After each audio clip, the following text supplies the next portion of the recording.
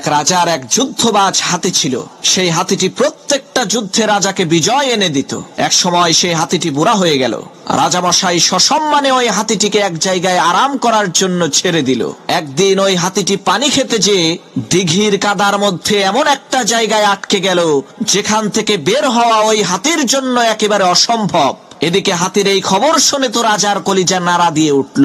কি করা যায়, কিভাবে ওই হাতিকে ওই কাদার মরণ ফাঁদ থেকে মুক্ত করা যায়? এক এক মন্ত্রী এক এক বুদ্ধি দিতে লাগলো। কেউ বলল, রাজামশাই, ওই হাতিকে অন্য হাতির সাথে রশি দিয়ে বেঁধে টেনে কাদা থেকে বের করা হোক। কেউ বলল, শত শত মানুষ দিয়ে টেনে বের করা হোক। এক একজনের এক এক বুদ্ধি, কিন্তু কোনো বুদ্ধিতেই হাতিকে কাদার মধ্য থেকে বের করা যাচ্ছে না। যতই হাতিটিকে টানা হচ্ছে ততই হাতিটা কাদার নিচে চলে যাচ্ছে।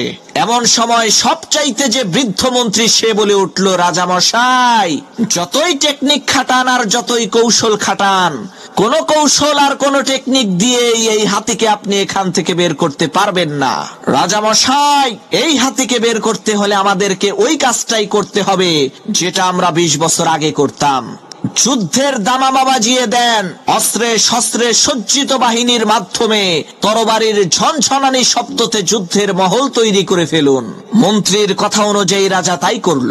যখন যুদ্ধের দামামা বাজানো হলো, বাঁশিতে ফু দেয়া হলো, আর শত শত সশস্ত্র বাহিনীরা তরবারি হাতে নিয়ে সামনের দিকে অগ্রসর হতে লাগলো, তখন কাদার মধ্যে ডুবে থাকা সেই বৃদ্ধ হাতি তার অতীতে চলে গেল।